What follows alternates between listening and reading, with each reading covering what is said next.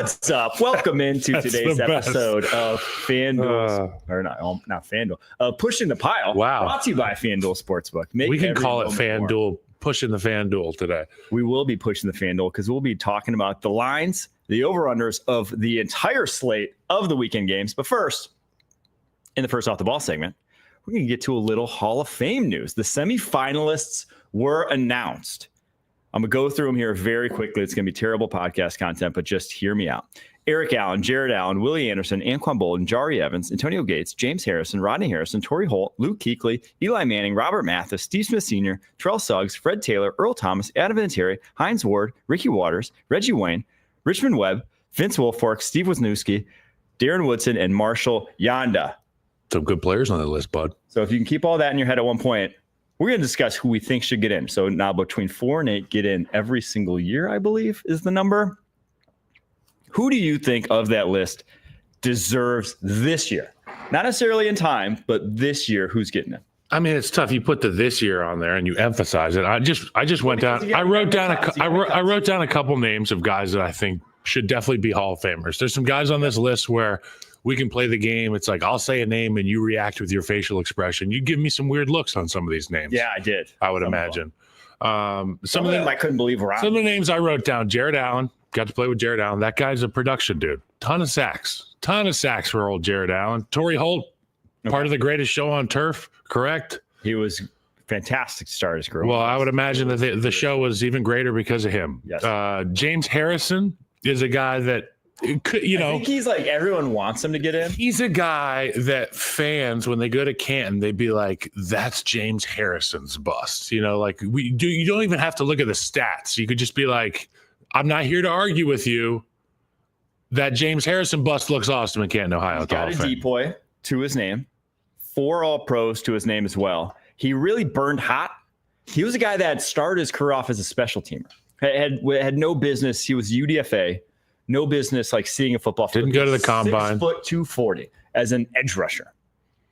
And then by like year 4, they're like, this guy's actually one of the most feared players in the National Football League. And then he went to 5 straight Pro Bowls. He's one of those mythical characters. Like you look back in time. You want him in there just because of who he is. Like Dick Butkus type, a dude who's just like striking fear into the hearts of opponents. That's what James Harrison did. So I wrote him down. Fred Taylor, that's Pete Prisco's guy. Prisco loves him. He's going to always, Pete Prisco will write the greatest book ever to make sure. He talks about him the way most people talk about like Barry Sanders or their brothers. Yeah, or God. Adam Vinatieri. Yeah, I mean, he's not in the Hall of Fame. I think this is his first ballot. He just played so long. You're right. You're right. He is the all-time leader in points. Because I remember all-time leader in points. Rookie year, riding the bus to practice in Hawaii at the Pro Bowl, and I'm like, why do we have a 52-year-old equipment manager on the bus? And then somebody was like, that's the GOAT. That's Adam Vinatieri. Got to talking to him. You realize that's Adam Vinatieri. It's amazing he played so long that this is the first year he's up for it. This is the first year he was up for it. So put him in, and then my GOAT, Marshall Yanda. Got to go in. He was the best guard in football for, I don't know, about 5 years? Yeah, at least. And in that span, there were injuries at the right tackle position for the Ravens, and he played all-pro level right tackle. Yes. For these guys as well. Career right tackle too. Actually. So another guy I got to ride with on the old bus, and he was sitting. It was like there was no seats for rookies left. So I had to sit with somebody. Mm-hmm. You couldn't sit by yourself if you were a rookie or a young guy. And the one seat on the bus was next to Marshall Yanda. And I should have been like, I'll just sit on the floor. Because I sat down next to Marshall. And this wasn't a practice bus ride. This was on the way to the game. Yeah. And this would be my first time that I was talking to him. Because I was NFC. He was obviously AFC. But we rode the bus together. And I'm like, hey, man, I really like your stuff. We obviously watch you on film a lot and blah, blah, blah, blah. And he didn't say anything. And he was listening. And he finally turned to me and he goes, with all due respect, would you just shut the fuck up on the way to the game? I don't like to talk before games. It's nothing personal, bud. It's nothing personal, kid, or something like that. Oh, dude. I was just a young, bright-eyed kid who was getting an opportunity to chop it up with guys like J.J. Watt and Marshall Yanda. Richard Sherman, great names, but that's my Marshall Yanda story. but that speaks to why he's one of the greatest of all time. At an exhibition game in the great state of Hawaii, amongst all the best players in the league, in a game where people say you might as well just make it flag football, Marshall Yonda's going out there to kick somebody's ass. And that's why we love him so much. He took it seriously. Very seriously. He was locked in game after game. That's how you get to that level of consistency that we saw from Who him. else? Well, who stands out to you on this list? Luke Kuechly, man. Yep. Put him in. Deep boy, basically an all-pro every single year he played. I played him twice. I never touched him. Insanely good. Who else? I smelled him once. I think the names you hit on are the names I would agree with and putting in. I don't think outside of who we've touched on, I'm not sure there's anyone who. Well, Willie Anderson, Wayne, and Terrell Suggs are the two where I think they'll get in at some point. I think there's just better names this year. Well, Antonio Gates is up for it. And, do we not mention him? No, he wasn't Antonio on my Gates, yeah. he wasn't on my initial list, but now I'm looking through it again. Antonio Gates, surefire Hall of Famer. Yes. Jari Evans. When I got into the National Football League, Aaron Cromer became my offensive line coach by default. I got drafted into that room. Cromer had just come from New Orleans. We've talked about this a lot, but Carl Nix, Jari Evans, and that late to early 2010 Saints group, right? 09 to 12. Were they Super Bowl year? It was like watching two guards that God had created by hand himself. Jari Evans you couldn't bull rush him. He could bend his back backwards to sit on these bull rushes. He was great in space on mid zone. Teach tape. Oftentimes we hear coaches say, well, that's teach tape. Everything he did was teach tape. He's a Hall of Famer in my book. Well, who's going to be up next year at the guard position? Richie Incognito. Do you think that'll be amazing? That guy was a beast. He's not good at it. But he was a beast I know, his whole time. All right, we're going to take a break. After that, we're going to get to these games. But first, Sunday, the NFL on CBS slate includes some of the league's best quarterbacks, including Mahomes, Stroud, and Baker Mayfield, as well as the Broncos and Raiders renewing their rivalry in Vegas. Now, that's a CBS Sports Sunday. It all begins at noon Eastern with the NFL Today, Sunday on CBS, and streaming on Paramount Plus, actually 8 a.m. Eastern with the thank you. Show. Come on.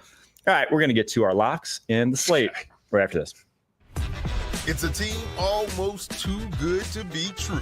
You guys ain't ready for us. Kick your game day off right as the Tops team tackles all the biggest headlines around the league. Who's got two thumbs and loves this next segment? Sunday mornings on CBS Sports Network. Yeah. So, hey, last week, NFL Today, they got to go to Buffalo. Mm-hmm. We were just doing the promo for the NFL on CBS, their Sunday slate. And it's awesome. It always is. But last week, they were in Buffalo. Nate Burleson was wearing a super awesome red jacket. It was like I don't know if it was velour or suede or velvet or something. Nice. And then there was this big burly husky fella that was waterfalling beers in overalls up there in Buffalo. And the guy was electric. And before I saw him blow up on Twitter, I was actually watching the coverage and I was like, that guy drinking beers is electric. If they're going to make this gal Sydney Thomas from the Jake Paul fight go viral, make this guy go viral. I want his Instagram. Somehow or another, the guy was like, if I'll jump through this table or I'll chug this beer and you got to give me that jacket. Well, Nate Burleson, man of his word, gave him his jacket. And yesterday was just like an expose, an exhibition of sorts for this burly gentleman from Buffalo wearing this tiny little jacket that Nate Burleson gave him. If you guys get on the Twitter machine, go find it. It is worth a couple keyword searches. All right, I'll have to check that out after this. All right, let's get to our locks from last week. We did well. We made some cash. That's all that matters. We both go 2-1 this week. Washington, that one hurt early on, but we rebounded, and we both got hurt by that Thursday night football game, going way under. 2-1 though. Go 22-11 on the season. You're 16-17. A few good weeks though. We'll get you back into the green. I was way worse than this. Yeah. Harry now up to 3-2 on the season. We'll get to ours. He had Jordan Love over half an interception. That one hit. Yeah, Jordan Love almost blowing a football game. No. I mean, he would let a game-winning drive. No big deal. All right, let's get to the Thursday night football game. Steelers at Browns. Steelers 3.5-point favorites. 36.5 points is the over-under. But weather. Before we get to any of the on-field, it's going to be mid-30s. It's going to be rainy, and it's going to be windy. So, who is that favor? I don't know. But we'll get to some big injuries here. Jedrick Wills, DeJuan Jones. You see the only check mark there. Yeah, the only check marks for the Browns is the offensive line. O-line. Well, this secondary is O-line weather. But it's not like they're that much better because both left tackles for the Browns are out. That means they're starting Bears legend Jermaine Ifedi on the left side. Wow. Now, on the flip side of the ball, Corey Trice is out at corner for the Steelers. Alex Highsmith is out at edge for the Steelers as well. They'll take a hit in that regard. If the Steelers win this game, they will clinch their 21st straight non-losing season. Jeez. That will tie the longest streak ever by the Dallas Cowboys. It's not theirs. It's Tomlin's. And there's a reason that they have this streak. It's because Tomlin inherited 4 straight wins. It's because I work with the other guy. He's pretty damn good too, Coach Cowher. But I will say this. Wherever Mike Tomlin parks, he's got to have an extra parking spot so he can park his you-know-what's next to his truck. Because when he makes a decision like bringing Russell Wilson in, it sets his team up for success. There's only a handful of guys in that building who really know what the right decision is. Tomlin did it. And I feel like on the other side of things with Cleveland, the story has been bad decisions in that organization. So we're going to get to see 2 teams that have been through both ends of the spectrum there. I think it's been too much for this Cleveland Browns team. There's been so many distractions, so many injuries. You talked about it. And for the Steelers team, they're hot. They got to keep it rolling. They got to keep it rolling in adverse conditions in a divisional rivalry game. And I just think going on the road, you're going to have your best game. Tomlin's going to have these guys ready to roll. I think, and this is kind of a way out there call, I think we might even see some Justin Fields in this one. If it is that rainy, just because the pass game's going to have difficult time getting more going. There. Just because you're going to want the extra guy versus the run. So as we saw in the late game package that they had last week, where Justin Fields almost blew it by sliding, I think we see a little bit of that where it's like, hey, we're running, we know we're running, but we're going to do enough. And we have a quarterback that's dynamic enough that we can still move the football on the ground. So I think you might see a little bit of that in this game. And Justin's fresh. I mean, when he's fresh, he can run so hard. And when he runs hard, he truly becomes an actual horse on the football field. And Tomlin's going to use that to his advantage. You said it. Windy, rainy, cold. Let's trot out the big guy and see what happens. Yeah, I do think the Steelers still ultimately cover, just because the Browns' running game has not been anything special this year. Truly, they have momentum. Momentum's real in the NFL, dude. The Pittsburgh Steelers have it. It's so rare to have it. When you got it, you got to hold on to that thing with one hand, go claw grip, put it against your chest. You know what I'm saying? Ultimate protection of momentum. And if we're talking about which quarterback probably is going to protect the ball more, I would probably trust Russ in conditions than Jameis, who Jameis may not even know that it's raining and windy. He can't be seeing right through the rain and the wind. See. So yeah, give me the Steelers in that one. All right, on to the Sunday slate, where the Vikings travel to the Bears. The Bears are 3.5-point dogs at home. 39.5 points is the over-under. Low over-under for obvious reasons. Caleb Williams hasn't had a passing touchdown now since week 6. Unfortunately. You see all the tick marks there. You were waiting for my reaction. I just wanted to just say it. Vikings offense gets pretty much everything except for the offensive line, where we have pretty much a stalemate. Not great offensive lines for either of these teams. D-line goes Vikings way, linebackers goes Bears way, and then both very good secondaries, even if the Jaquan Brisker saga rolls on. He went to IR last Saturday. We didn't get to talk about it. It's scary. I mean, we talked about it like the 3rd week that he was out. We said this. But that he's actually going to IR now. He's going to IR. He's done for the year. I'm worried about this guy, man. He's a really good player, but he's a young cat. He's had a lot of success in this league, and obviously it hurts the Bears not him not being in there. But at this point, you got to start worrying about this guy's future. Well, if you think back to the hit, it was him on Tommy Tremble in the Carolina Panthers game. Tremble got knocked out cold. It was pure helmet to helmet. Brisker came back in that game. I do think as far as we've come in terms of evaluating player safety, seeing that hit live, I was just like, I thought you just couldn't believe that one guy was the only one who took the brunt of it. Like their helmets were pure car crash. So like 2 Rams. I mean, I do wonder if the NFL is going to look again about player safety and the neurological evaluators and calling guys out who have suffered big hits like that and just saying, hey, we'll err on the cautious side because we can't have guys' careers ended. Now, maybe him coming back in the game made no difference whatsoever, but the fact that he was allowed to, and now that he's still out, is who's to say he didn't have one of those Tua situations where it was like, well, that didn't look bad, but it just reverberates inside your brain, dude. I mean, scary stuff. In this game, though, I think this is the worst thing for the Bears right now is this Vikings defense and Brian Flores and all he brings to the table. Now, they simplified things last week. They got the ball out of Caleb Williams' hand. The Vikings want you to get the ball out of here. Like, that's when they create these picks, is by fooling you right at the snap with guys dropping from the line of scrimmage underneath your quick passing routes. So he hasn't thrown a touchdown in a while. He also really hasn't thrown a pick in a while. I think maybe this one's the first time he does, and I think the Vikings actually win this one going away. I could see it's not going to be it's either going to be the Bears win or they get absolutely blown out. There's no in between here. And a guy that the offense I thought you said that last week, and then it wasn't the in between. But they should have won. But there wasn't in between.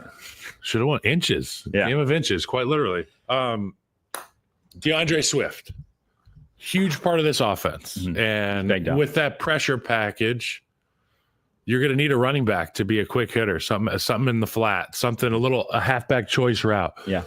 Get right past that wall of defenders, because pre-snap they're going to try to overwhelm Caleb Williams at the line of scrimmage. And I'm sure Thomas Brown has some really simple rules for the guy.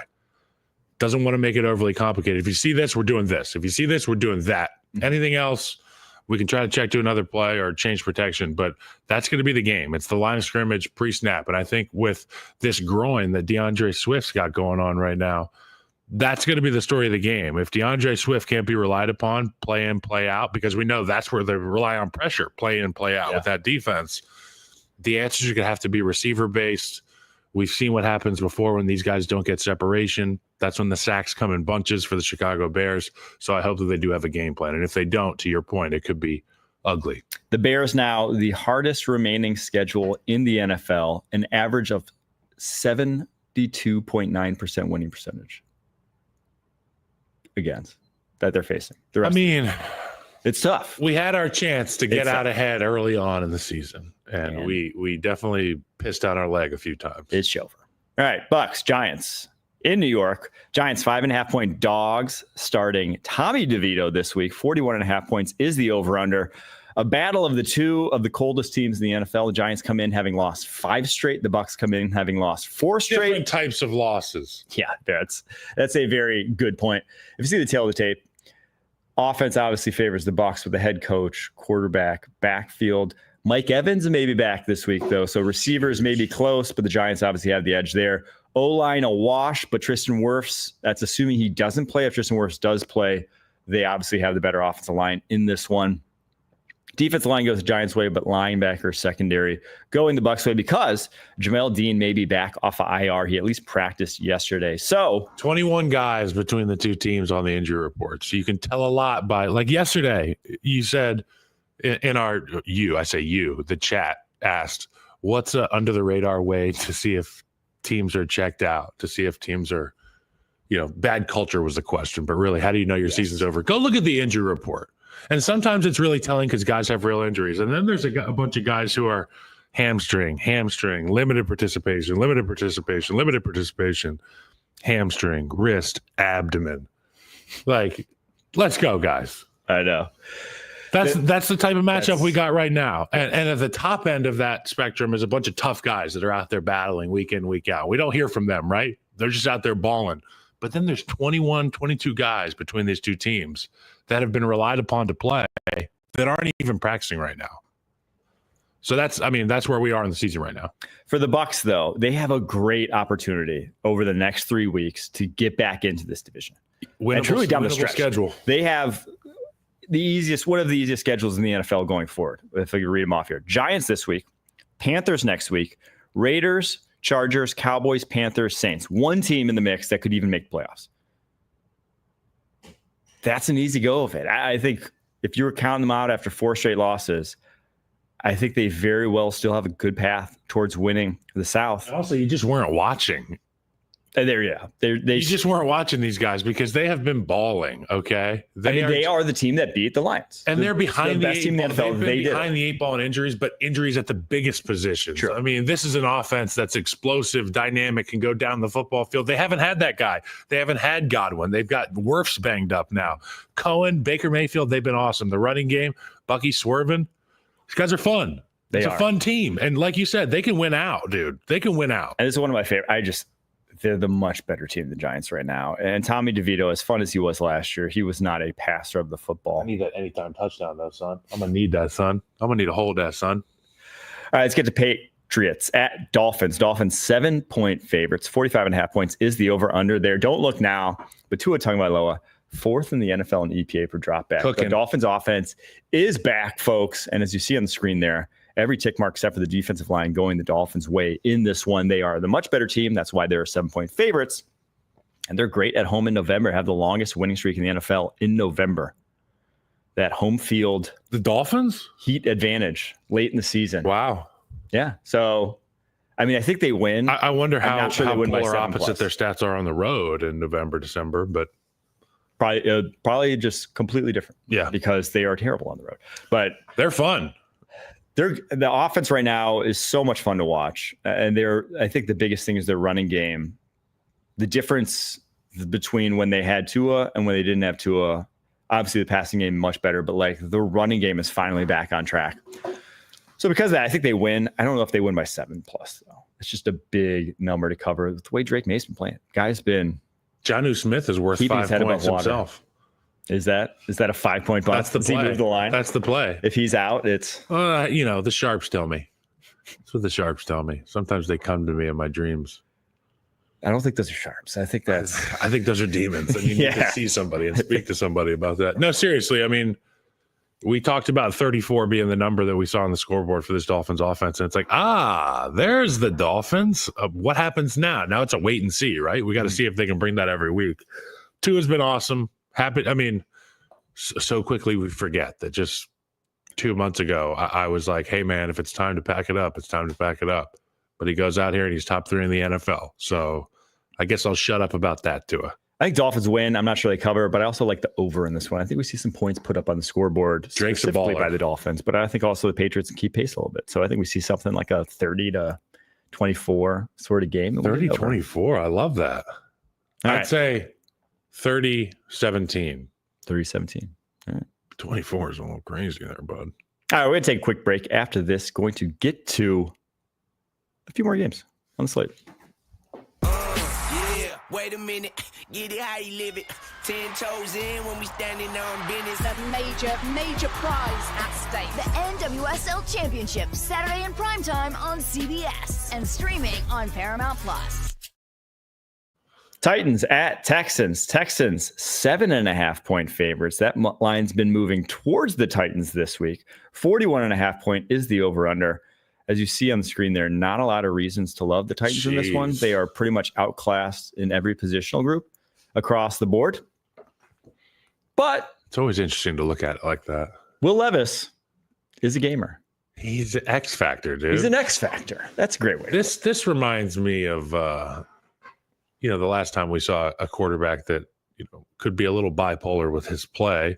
Johnny Manziel. Remember he went to Tuscaloosa and beat the Tide? This kind of feels a little reverse Tide-ish. He's going to Texas to beat the team. That's a 7.5 point favorite. Who knows? Stranger things have happened. But at the end of the day, CJ Stroud's got his buddy back. Nico Collins, Joe Mixon has been running wild. Obviously, everybody ran wild on the Cowboys, but Mixon looked to be explosive. He's healthy and young. D'Amico's defense made some big plays last week. But then again, they gave up 260 yards passing to Cooper Rush to like one guy. So Will Levis, the opportunity for explosives are there. You had 2 huge ones last week. One of them got called back. You can break this thing open with 1 or 2 plays. But 7.5, that's a lot of points. I'm still going to go with the Texans at home. And that has been the Texans' sort of downfall defensively. They've been very good leading the NFL in completion percentage against. They've been very good at making life difficult to make it consistent in the passing game, but they've allowed a lot of big plays in that regard. So Will Levis is a big play quarterback. That's what he wants to do. So he's going to have some opportunities. I think they put some points on the board, But the Titans are just so bad. 1-9 against the spread this season. Worse than the NFL in that regard. That's terrible. And no L'Jarius Sneed for them this week against a Texans offense that now has Nico Collins back. And now it didn't quite get right back on track in terms of the passing game. And went immediately back on track in the tunnel screen game. Yeah. They got called back. But I still think the Texans take this one and probably win going away. I think you see a double-digit win here. If you're the Texans and you want to feel good about your chance and how you stand in the AFC playoff picture and your ability to win a playoff game, you better win this game by double digits at home. We're both on Houston. All right. Johnny Manziel game. On to Chiefs at Panthers. Panthers 10.5-point dogs at home. We got Dallas, Washington now? Oh, we do that. Yeah. We got, this one's first. Oh, Dallas, Washington. My bad. Cowboys at Commanders. Commanders 10.5-point favorites in this one. 44.5 points is the over-under.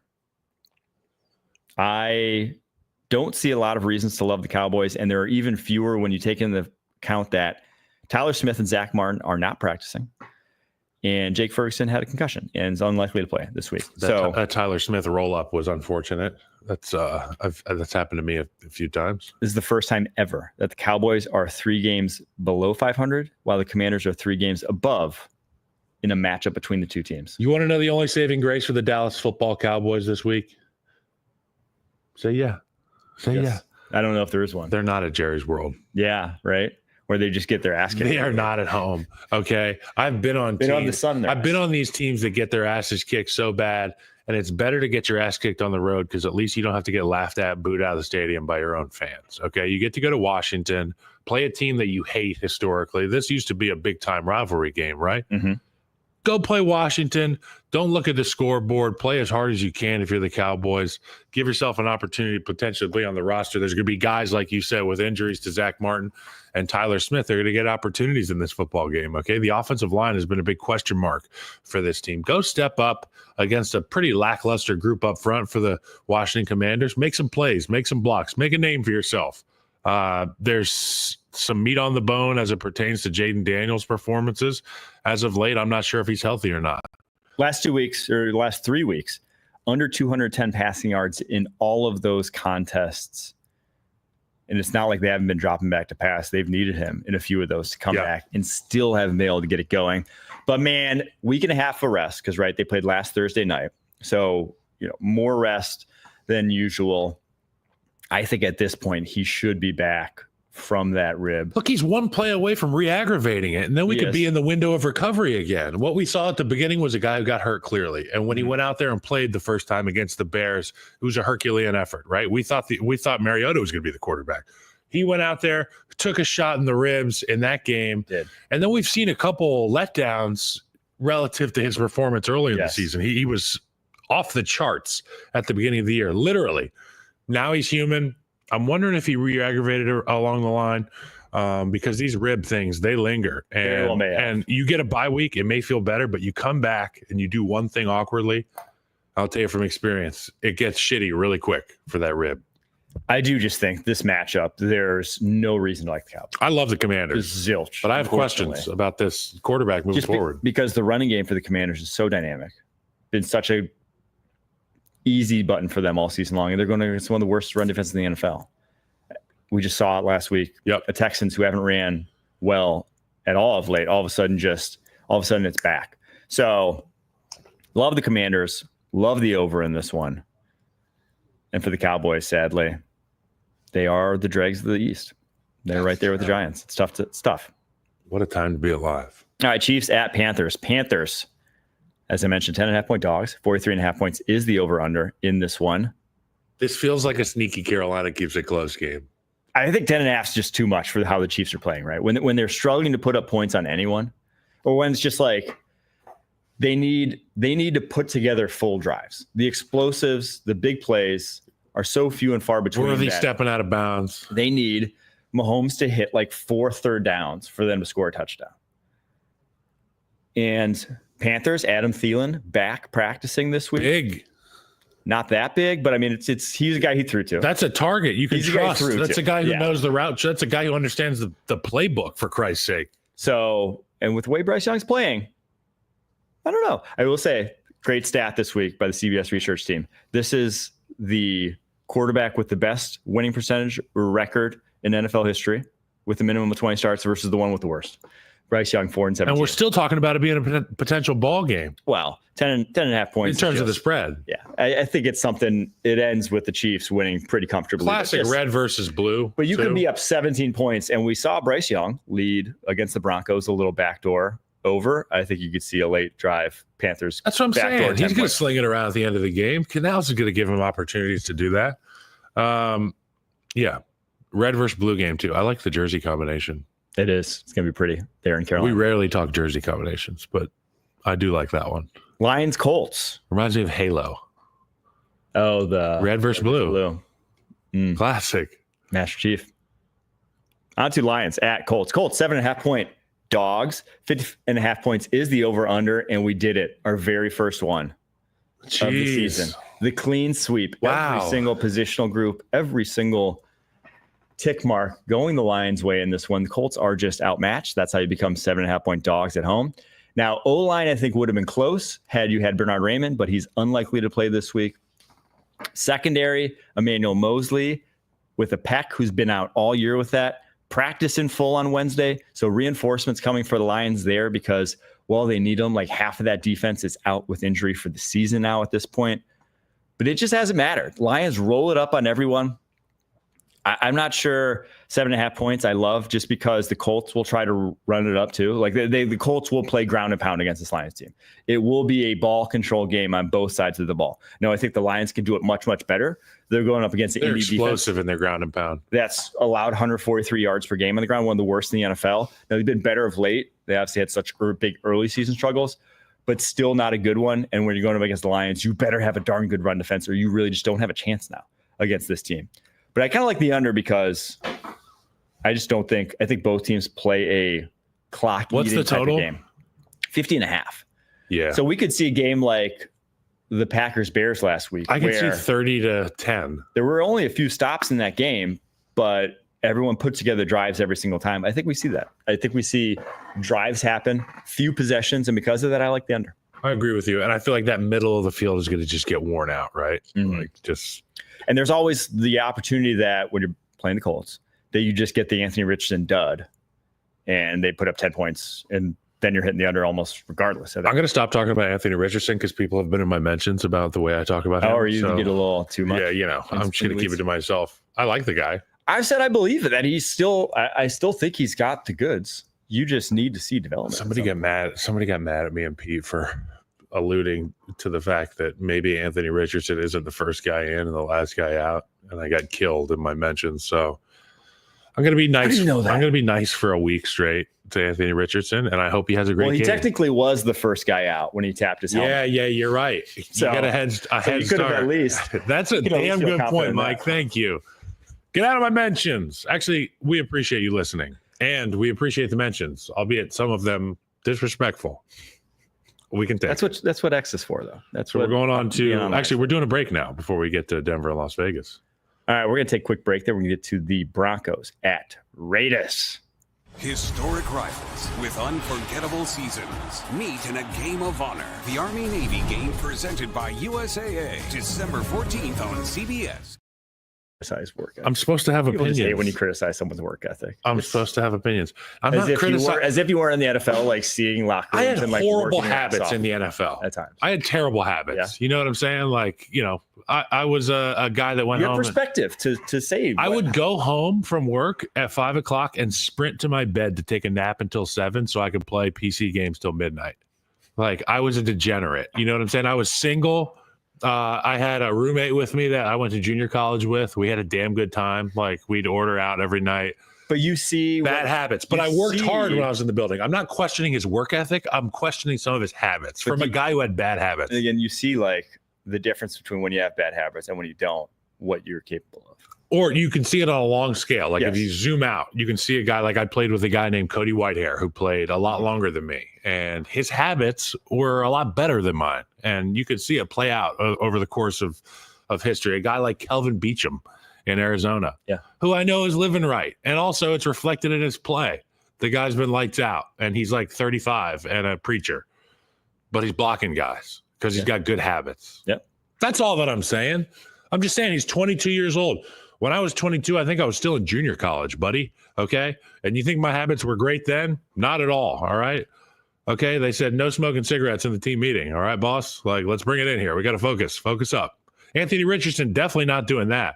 Yep. But I have the space as a media member to be like, hey, I wonder if X, Y, or Z. Yeah. And then I get killed in the mentions. It's okay. We'll survive. All right. I had to get that off my chest. Broncos at Raiders.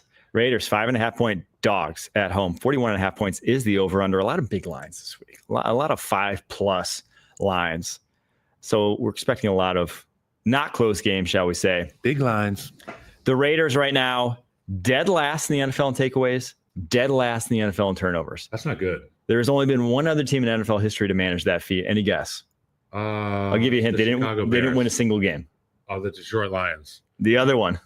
Who's the other one? Cleveland Browns. Oh, yeah. I forgot about that, obviously. 2017 Browns. The Detroit Lions are more highly publicized because the Cleveland Browns haven't had their comeback tour yet, and we haven't seen videos of Joe Thomas on Monday Night Football like they do with Calvin Johnson. Yeah. Where they're like, I remember when we couldn't complete a pass. They could only throw it to me.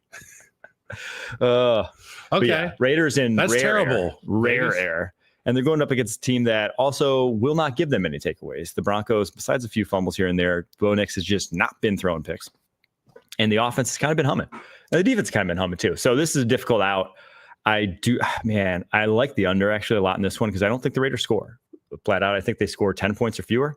And at that point, do I trust the Broncos to score over 30? Probably not. I love the under in this I love the under. I love the under. I love the Broncos. Yep. And I love that building in Las Vegas. Shout out to Howie Jr. He works for the Raiders. Does he get to go? Does he go? Like, is he on the field for games? He gets to go to all the cool stuff. My rookie year in the NFL was his rookie year with the Raiders, and he worked in pro scouting. He did 8 years of pro scouting, moved over to sales, suite ticket sales. So if you guys want to go to a Raiders game, call the ticket office, ask for Howie Long. Okay, he will answer. That has to be weird. Talk about a sales pitch. Hey, I want Howie Long. Hey, this is Howie Long from the Raiders. Would you like to have a conversation about buying some sweet tickets? That has to sell so many. They're like, Howie, how's it going, man? He just tells a few stories about dad. Yeah. And all of a sudden it's you like, want me to, I want. I'll say the words Lyle Alzado. Will that sell a suite? Shout out to Howie. Shout out to the Raiders Stadium. All right. 49ers at Packers. I love this. 2.5-point favorites. That breaks the longest streak in the NFL. The 49ers had gone 37 straight games, regular season that is, where they were favored. They will not be unless Jordan Love's groin falls off again. 47.5 points is the over-under in this one. George Kittle likely to play after not playing last week, but Nick Bosa, like we all saw the hip, we all saw him re-injure it, didn't practice yesterday, unlikely to go. But obviously something to monitor. If he doesn't go, I don't think the 49ers have a chance. I'll just say it right now. I don't think they have anyone that I trust to put pressure on this Packers unit. And they're not a blitz team. They're not a let's add another to warm Jordan Love up. They want to win with their front four. And I just don't think they're going to be able to get it done. If they don't have that. Trent Williams has got an ankle, DNP. Brock Purdy, limited with that right shoulder. Christian McCaffrey, DMP. Is right shoulder important for a quarterback?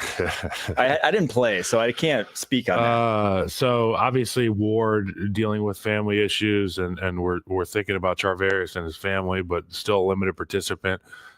Kittle was limited. He's got the hamstring. Yeah, there's a lot of stuff here. It doesn't bode well for the Niners. Whereas the Packers relatively healthy for this point in the season. And you're going to be in Green Bay. It's going to be a little bit nippy. Okay. I know the Bay Area, you guys like to wear fleeces and drink warm coffees in the morning by the Bay, but it's a little bit different than going to the Bay in the What's Midwest. it going to be in Green Bay on Sunday?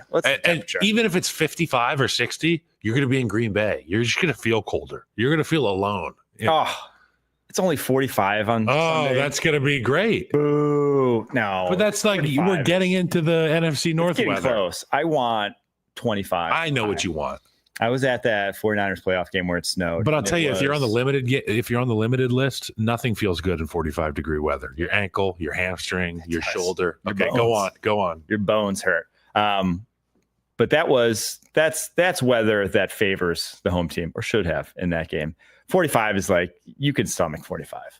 It's once it gets 20 or below is where I think your business decisions are getting made. below 20. Well, that's when your hands or just like stuff your the fingers. blood flows. You don't want to touch guys. You don't want guys to touch you when it's that temperature. So you're doing a lot of shoulder hitting. There's missed tackles, things of that sort, because you don't want to get your hands involved. But yeah, 45, not too bad. 45 is playable. Sad. I still like the Packers this one. Again, too many injuries in the 49ers side of the ball. But it is a true back against the wall game. So if you're Kyle Shanahan and you're looking at your remaining schedule and you're saying, how do I get through? You're going to empty whatever trick plays, whatever gimmicks, whatever deep corners of the playbook you save for that rainy day. You're putting them out in this game. Because you do. Because as good as the Packers are, they're not as good as the Bills. And the Bills are coming up next for the 49ers. So they're saying, if we don't win this game, we are toast. We are going 5-7, and it is our season is over at that point. They could still run the table from there, but this ain't your 49ers of old. And so I do think that's the only thing that worries me on the Packers side of the ball. Quick question, and you don't have to take it seriously. It came to me in one of these dreams I have. Mm-hmm. Kyle Shanahan, hot seat? That sounds like you were. I'm trying to get him to Chicago. That would be amazing for them, but he's not on a hot seat. I don't think he's. Can we blackmail him? What would it take blackmail for him to blackmail? He would have to have Gruden's email history. Yeah, we'd have to put some political signs out front of his house. Even in San Francisco, they'd kick him out so quick. But they've come around on Nick Bosa, so I don't know if it's even. If you play ball, you can like whoever you want. Nick Bosa. I will say, Packers run defense, a touch shaky. It's just Christian McCaffrey doesn't look like the guy that's going to scare me though. At this point in time, now. Oh, those are famous last words. We're 3 weeks in, but just like in terms of explosive plays in the running game, being the difference in this one, we'll see. I think Packers win. I like the Packers too. I like the Packers. Jordan Love's healthy, so. Moving on. I'm going super chalky this week, unfortunately, but can't win them all. Cardinals at Seahawks. Seahawks 1.5 point favorites. 47.5 points is the over under in that one. Expecting some points to be scored. This is crazy looking at the check marks, considering how I feel about this game. I know, but the Cardinals have big advantages along the offensive line, though. It is where they've won. Their O-line has been so much better this season than in years past. The Seahawks offensive line has been a disaster this season. But the Seahawks defense, and we saw it a week ago how they handled this 49ers offense. They can, week in and week out, when they're at full strength, they can shut down some top offense. So I do like the Seahawks, and I like the under in this one. I think it's a little tighter. The Cardinals defense, we know Jonathan Gannon, one of the best defensive minds in terms of just week in and week out getting his team ready. So I think it's a lower scoring affair. Got to take Jackson Smith and Jigba out of the football game. Yeah. You have to eliminate his production. You got to force a guy like a DK Metcalf to do everything for you. JSN is a huge part of that offense now. Last year, people were complaining about his target share being really low. They're like, well, why was this guy drafted so highly? But you and I have talked about this. The guys in that room, it's tough to get meat on your plate because there's a lot to go around there in that room. And we've seen him step up big time in terms of production. Gino's awesome. But you talked about that offensive line, not a good situation. A retirement 2 weeks ago, middle of the week from a starter. You're on your fourth string right tackle. Things not been going well. That's why I'm going to go with the Arizona Cardinals, one of the hottest teams in the NFL. You talked about their offensive line, Paris and Beach. Guys have been great. Kyler Murray's playing an MVP caliber level of football. We talked about it on Pushing the Pile yesterday. You got to ride this momentum into Seattle. I will say, though, Abraham Lucas played last week, likely to play again this week. That is huge for them because he is a good right tackle.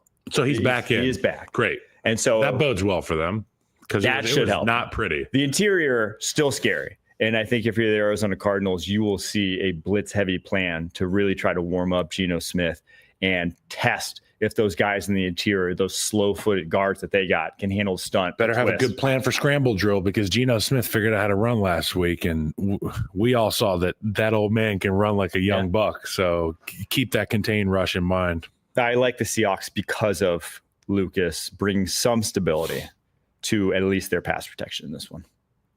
All right, Eagles at Rams. Rams, 2.5 point dogs at home. 48.5 points is the over-under. Rob Havenstein trending towards playing right tackle for the Rams. So big for their Huge group. for them. And then Bryce Huff, on the flip side, just had wrist surgery. He'll be out for a while. So injuries trending towards the Rams in this one. Obviously, the talent on the football field trending towards the Eagles. We just have head coach and quarterback going Rams' way. Everything else going the Eagles' way. I kind of like the Rams, though, at home in the gotta-have-it situation. Jeez, I like that from you. I think this offense, we saw them move the ball fairly easily against the Patriots last week. Not that the Patriots are any great shakes defensively, but I think we're multiple weeks into the continuity that is now these receivers, this offensive line being back to full strength. I just think we see the best from them in this one. And at home, I think it's enough to win this game. We really like this Rams front. Young front. Yeah. They begin after it. What's one way you can take the front out of it, Mike? Run the ball. Run it right at them. Yeah. Run it right at them with who I think is the best running back in the NFL. Give yourself a chance to go into somebody else's house and bully them. And this group for the Eagles has that ability and talent and mindset. I know that they've got a great coach in Stoutland as well, but the defensive front of the Philadelphia Eagles group, they've been kicking ass. They've been stepping up. We challenged them. Everybody challenged them early because we said, when's this group going to play up to their potential? But they've been bucking the trend as of late, and it's been fun to watch. I think that there's going to be bodies in the lap of Matt Stafford. You take a look at those two linebackers for Philadelphia. They're so athletic. They can get so many things done, so much production out of Bond and Dean. I think that they're going to be all over Matt Stafford. And if they don't win immediately against that group on the back end, Stafford's going to have some bruises this week. The one matchup that really does give me pause is exactly what you highlighted, the running game, because the Rams, as much as they can create chaos with their front, they are light, man. Those are light. Not only, Jared Verse is probably prototypical size for defensive end, and he does a lot of heavy lifting, but Kobe Turner's like 290 pounds. Braden Fisk's like 290 pounds.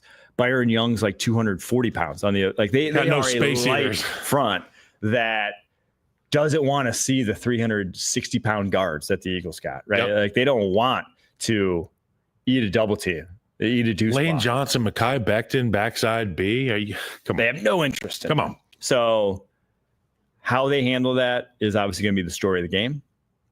I still just give me the Rams. You got the Rams? Okay, I'll remember that. You said on yesterday's show, and I didn't pause to interrupt you because we were remote and it was going to be hectic. But you said you liked what Kellen Moore. You said something nice about Kellen Moore, and I almost spit out. Yeah, they took the ball out of Jalen Hurts' hand. Yeah, there you go. Okay, that's what I've been saying for 3 weeks. Less is more. That was my line on the show like 2 weeks ago. That's a valid point. Now, because of what he's done in the passing game, I have not been. They're like, hey, Jalen. They're like, hey, Jalen, do this. Balls, yeah. Jalen, there you go. Perfect. That's what I mean. Less is more. All right, final game before we get to our locks of the week. Ravens at Chargers. Chargers 3-point dogs at home against the Baltimore Ravens. 49.5 points is the over-under. Roquan not practicing with a hamstring. Cam Hart not practicing with a concussion. You look at the matchups here. This is a Roquan type game, and if he ain't in there. The Harbaugh Bowl, I can't give the nod to either head coach. Can't give the nod to either quarterback the way these two are playing. I'm going to give now. it to Jim. Are you? Yeah. Like Jim over John? 100%. I mean, if I were to want to Be play real with yourself, player. But who's got the ring? Who got the ring? Don't care. Who's got the khakis? Yeah, I mean, I tend to agree towards your perspective. They said back. Andy Reid didn't have a ring for a very long time. True, and that's just like rings are fickle. Come on, rings are fickle. Receivers backfield. That's where if you're liking a team in this one, it's the Baltimore Ravens. If you like them, it's because of what the weapons can do for them on the outside. If you like the Chargers, it's because of that O-line tick mark and because of that secondary tick mark and the way both those units have played. Even if the Chargers are a little banged up in that secondary right now, their safety position's been fantastic for them all season long. I don't know, man. This is one I've gone back and forth on so many times. You feel strongly? I think the one thing I think is that it goes under 49.5. I think it is a low-scoring affair. I think Justin Herbert outplays Lamar Jackson. Okay. I think the defense of the Chargers, they're going to outplay the Baltimore Ravens. I think it's going to be a Chargers decisive win. Ooh, decisive. How do you see the game going? Just describe. I see Justin Herbert challenging the secondary from the very jump. So he comes out slinging. I think he comes out throwing the football a little bit. His last week, his average depth target was like 13.4 yards. I think they go throw to run. And then it opens up everything on the back half of the game. They have been, I mean, we said it, week 7 on, highest PFF grade in the NFL. Justin Herbert's been lights out. And this Ravens secondary hasn't exactly been a spring chicken. Yeah, give me the Chargers. We sold each other. I love that. Baltimore Ravens, if they were to lose this game, they're not like as infirm a footing as dude. They're at 7-4 right now. They go 7-5. Realistically, I mean, the Chargers would move to 8-3. Broncos, we think they'll beat the Raiders, move to 7-5. What a year. There's a real chance that the Ravens are the last wild card, which is not where you want to be. Because if you're the last wild card, you're facing either the Bills or the Chiefs. You got to go to Buffalo or to Kansas City. Yeah. Or the Steelers, which they don't want to do either with the way that Lamar's played versus Steelers. But then again, they lost at home to the Chiefs last year in the playoffs. So they're like, maybe we got to go somewhere else to tap into some primal shit. Yeah. You want to face the Texans is what you want. You want that top wild card spot. Yep. So this will have big implications to the season because they win this game, 8-4. Chargers are 8-4. They have that tiebreaker. Either way, how spoiled would we be? Whether it's C.J. Stroud versus Lamar Jackson, Josh Allen versus Lamar Jackson, Patrick Mahomes versus Lamar Jackson. I mean, the AFC Go Chargers is going to be a ton of fun. We really just need the Bengals sneak back in it. As much as we love the Broncos, the year has been so much fun. If the Bengals can make a run, if the Bucks can make a run, yeah. Broncos, we love you. Give me Bucks Bengals. Next year's your year, Denver. We're really happy with Denver. That's like the feel good story about the year. Bo Nix is awesome. Him and Sean Payton, they yell at each other and they love it. But just let the Bengals. Yeah, let Baker and Mike Evans in. Let Joe Burrow and Jamar Chase in. We'll figure out the rest. All right, let's get to our locks. The week. Mine, Washington, -10.5 at home against the Cowboys. I think they just run it down their throats. 200+ rushing yards, 40+ points. I'm calling it right now. Win that one going away. Denver at Las Vegas. We both like this one. The under in that one. Look at us. 41.5 points. And then give me Russell Wilson's under. 186.5 passing yards. It's against one of the better pass defenses in the NFL in terms of just the talent on the back end. And it's 35 degrees, windy, rainy. They're not passing the football tonight. Give me Miami -7.5. They've been scoring points. They're feeling fresh. They're feeling froggy. Denver, Las Vegas under 41.5. Obviously, Las Vegas anemic. Denver can control the time of possession and limit turnovers. And then the cultural pick for the culture. Tommy DeVito. Anytime touchdown. I don't hate it. I spent about 10 minutes listening to Stellato interviews yesterday. His agent, what a freaking character that guy is. He really leans into it. He said used to be like a high school coach or something. I read some stuff about him back I don't last year. I don't know if they allow him around high schools anymore. Not anymore. Yeah, he got wear a hat like that. You got to stay at least 200 yards away from my kids. That's for sure. Tommy DeVito, anytime touchdown. And then Harry's got Bryce Young over half an interception. He's just kicking all the QBs while they're down. He's just kicking all these interceptions. He's rooting for chaos, Harry. That's terrible. Just haterade. That's fun. But that one's probably going to hit. So we'll see. All right. We'll be back on Monday reviewing all of week 12. Until next time, keep pushing. Go get you some Travis Math.